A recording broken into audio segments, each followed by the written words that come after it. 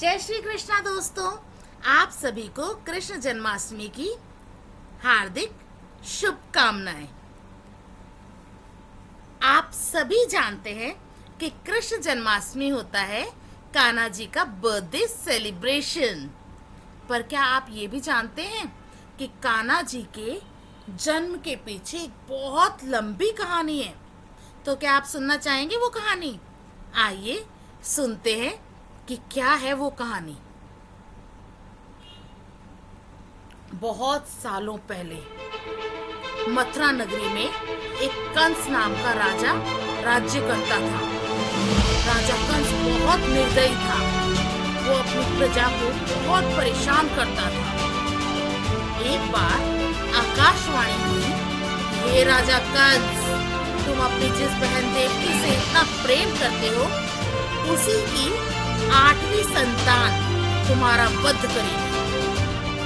ये सुनकर राजा कंस आग बबूला हो गया और उसने तुरंत अपने सिपाहियों को आज्ञा दी कि देवकी और वसुदेव, देवकी जो उसकी बहन और उसके बहन के पति वसुदेव को तुरंत जेल में डाल दो। सिपाहियों ने ऐसा ही किया, देवकी और वसुदेव को जेल में डाल दिया। ऐसे ही दिनों दिन बीतने लगे। देवकी और वसुदेव जेल में अपने दिन काटने लगे। जैसे ही उनकी कोई भी संतान होती, कंस उस संतान को देवकी से ले लेता। ऐसे करके उसने 7 संतानें देवकी से ले ली। वो नहीं चाहता था कि आकाशवाणी सच हो।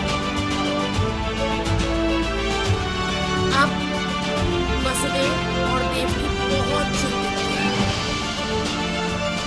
कि अब उनकी 8वीं संतान भी सुरक्षित रहेगी या नहीं रहेगी। वो किसी भी तरह से अपनी 8वीं संतान को सुरक्षित रखना चाहते थे। जब उनकी 8वीं संतान हुई तो वो एक बहुत अजीब सी रोशनी लेकर आए। पूरे कारागार में रोशनी फैल गई।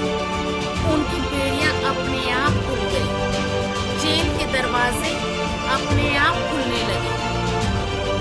जो सिपाही थे वो गहरी नींदों में सो गए। वसुदेव जी ने तुरंत फैसला किया, कृष्ण जी को एक टोकरी में रखा और उस टोकरी को रखकर जेल के बाहर चल दिए, क्योंकि वो उन्हें सुरक्षित गोकुल धाम पहुंचाने वाले थे, अपने दोस्त बाबा नंद के पास। वो जैसे ही गोकुल जाने के लिए यमुना नदी के पास पहुंचे तो यमुना नदी ने उन्हें रास्ता दिया, लेकिन यमुना नदी अपने पूरे उफान पर थी।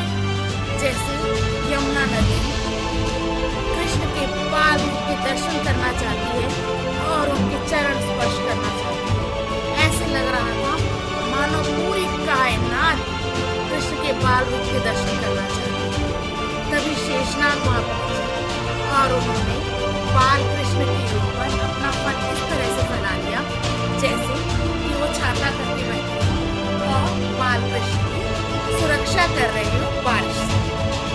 वसुदेव जी ने बाल कृष्ण को बाबा नंद और माँ यशोदा के हाथों में सुपुर्द किया। उन्होंने वो बाल कृष्ण को पाकर बहुत खुश हुए।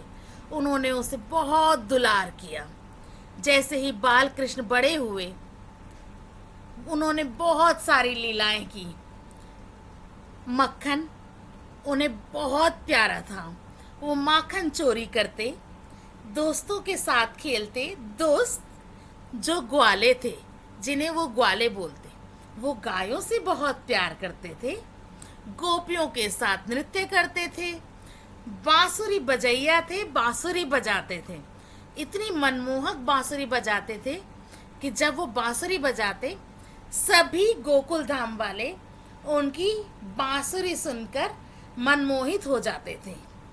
ऐसे ही जब वो बाल लीलाएं करते करते बड़े हुए तो वो अपने भाई बलराम के साथ वापस मथुरा गए और उन्होंने कंस का वध किया और अपने माता पिता से मिले, माँ देवकी पिता वसुदेव से मिले। तो ये थी कृष्ण जी की जन्म की कहानी। तो आप सभी को एक बार फिर से कृष्ण जन्माष्टमी की हार्दिक शुभकामनाएं। सो मिलते हैं नेक्स्ट वीडियो में। टिल देन बाय बाय, जय श्री कृष्ण।